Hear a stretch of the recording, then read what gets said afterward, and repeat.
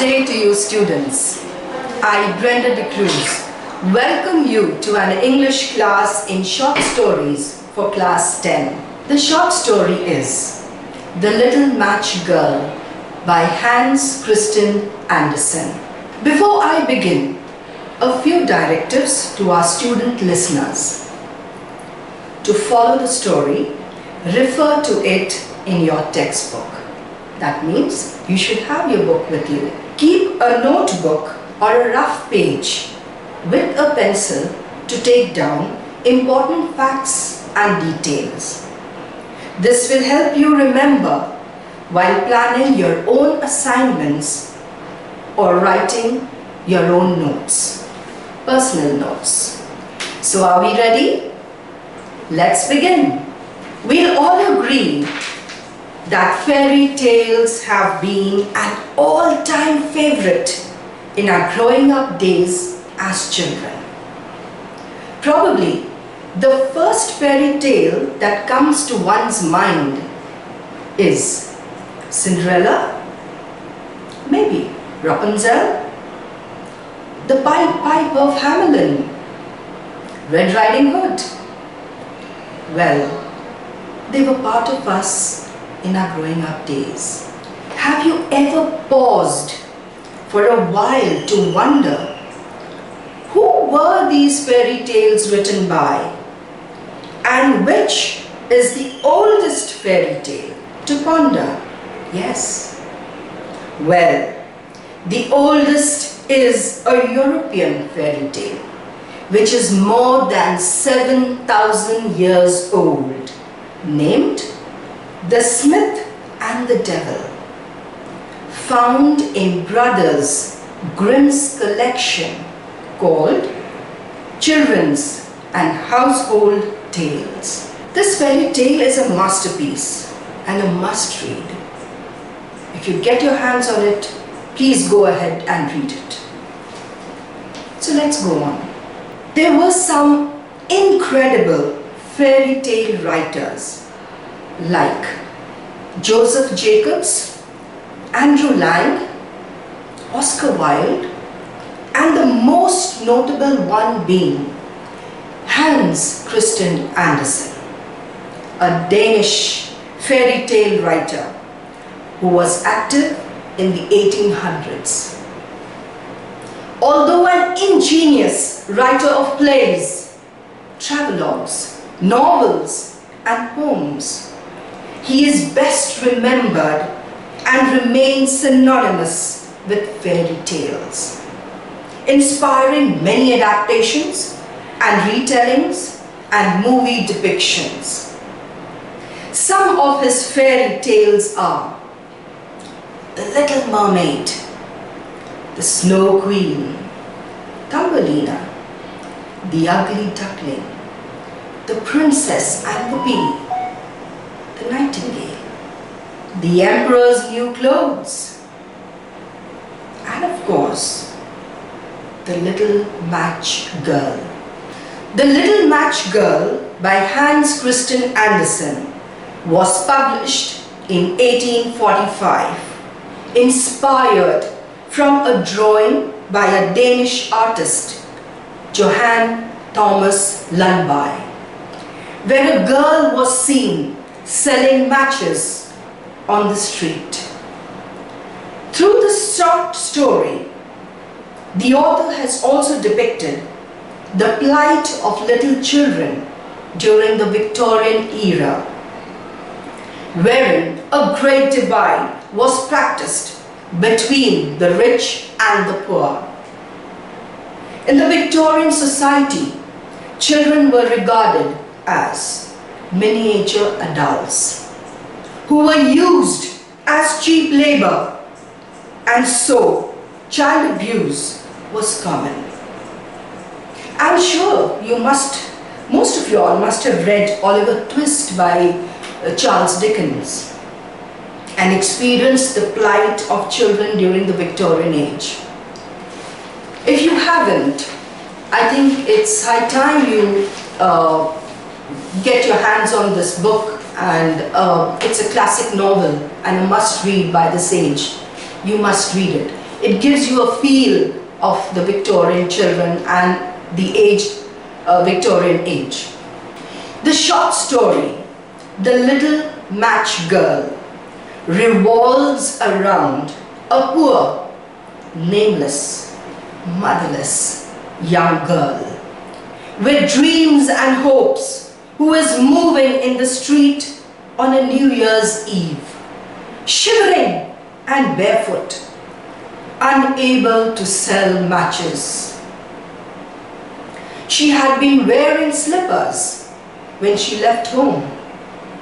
But what good could they have been, as they had been her mother's? Imagine the size of the slippers. A little girl with oversized slippers, struggling to hold on to them, dodging into the running vehicles. Imagine. The little girl had lost them trying to escape from two carriages that were being driven horribly fast. One of the pair could not be found, and the other was taken away by a boy to use it as a cradle someday when he had his own children. The boy, maybe he was of her own age. Wasn't he supposed to understand this little girl's plight? She is shivering, it's cold, her feet are cold, she needed the slippers. But what does he do? He is selfish, just cold like the weather outside. He has no pity for the girl. He is selfish, thinking of securing his own future, which is unknown. The little girl refuses to go home, as her stepfather will beat her up for not selling a single match and for not bringing a single penny, for reasons that her home doesn't provide the least warmth, as it is an old, dilapidated, ramshackle house. They had nothing but the roof above them, and the wind whistled through that, even though the largest cracks were stuffed with straw and rags. You can imagine the plight of this little girl, filled with fear that her father will beat her up. She should have been home, enjoying the warmth and love of her loved ones. But she is unfortunate. She is longing for love, for warmth, which is missing. The story begins on a dark note, signaling that something is to happen. It was bitterly cold, snow was falling, and darkness was gathering. For it was the last evening of the old year. It was New Year's Eve, a signal. The last day of the year was fading away into the darkness, into the cold. This is the setting for the story. The little girl, with her feet all red and blue with cold, and simultaneously lost in admiration of the beautiful eve. Lights shining in every window, and the glorious smell of roast goose in the street. She makes herself comfortable on a heap between two houses, and in the bargain, to keep her warm, utilizes all the matches. Every time she strikes a match, she visualizes images that comfort her.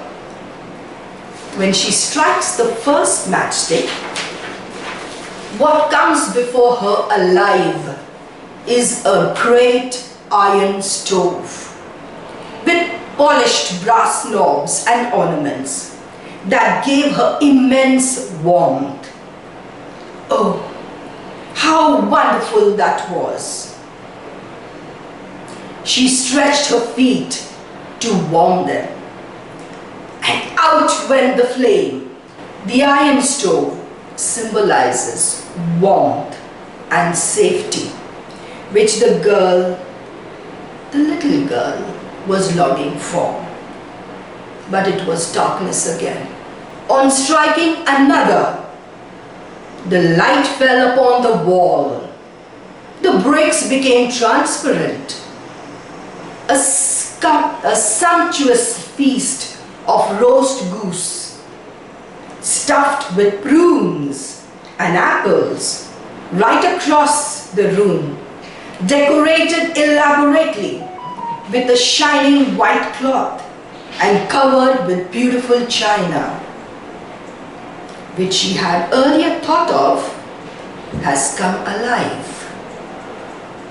The most amazing sight of all was that the goose hopped off the dish with a carving knife and a fork on its back to the little girl where she lay. Then out went the match, and it was dark and cold again. Here, the readers feeling of pity arises among the readers. They want to reach out to the little girl and help her, as she is starved and hungry. Another match was struck, and the little girl found herself sitting under a Christmas tree, laden with thousands of candles rising higher through the air and turned into bright stars. She notices a shooting star and remembers her grandmother, who had once told her, "Someone is on their way to heaven." The evergreen Christmas tree is a sign of undying life and stamina needed to endure the winter months. The little girl here is looking for that strength and stamina to conquer the cold she is in. The little girl's grandmother was the only one who loved her and was dead. The little girl pleads, "Granny, oh, take me with you." She strikes all the matches to keep her grandmother with her. The flares brighten up the place like broad daylight. Her old grandmother never seemed so gorgeous and dignified before. She took hold of the little girl's arm and flew up into the sky, where cold, hunger, and fear are unknown. They were with the Lord. The little girl here understands that every time the matchstick goes off, she loses on the things she loves the most. And so, to keep her grandmother with her, she lights up most of the matchsticks, because the grandmother is the only one who showered her with love and affection. The little girl with rosy cheeks and smiling lips lay cold, frozen to death on the last day of the year, still holding the matches, and half a packet had been burnt. The passers-by said she was evidently trying to warm herself, but none of them knew of the beautiful visions she had had, and in what a blaze of glory she had entered with her grandmother into the divine bliss of a new year, a new life of sheer contentment. The passers-by here should have been more sympathetic. They should have had some more empathy. But unfortunately, they were cold.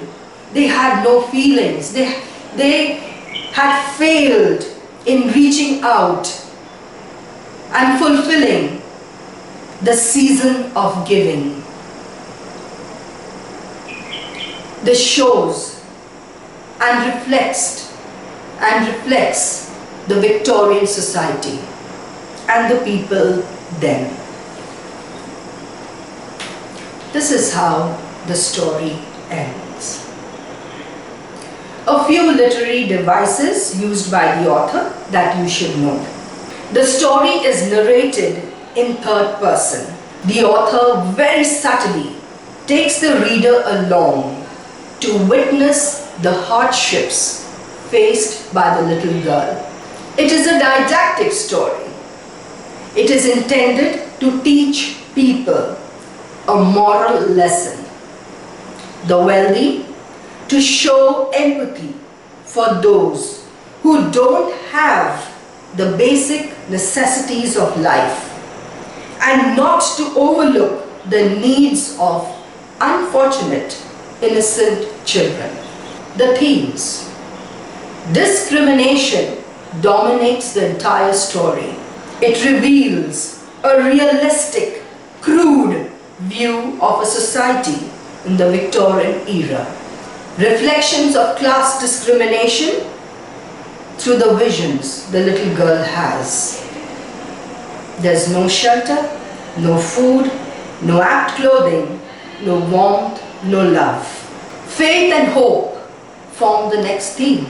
The little girl has faith in the Lord and expects to be relieved from pain, suffering and starvation. Her grandmother is her only hope to receive this salvation and to be liberated from the worldly pain. Symbolism. Light. Light plays a major role in the story, and a matchstick is used to bring out light. It keeps the little girl warm from cold. It provides her love.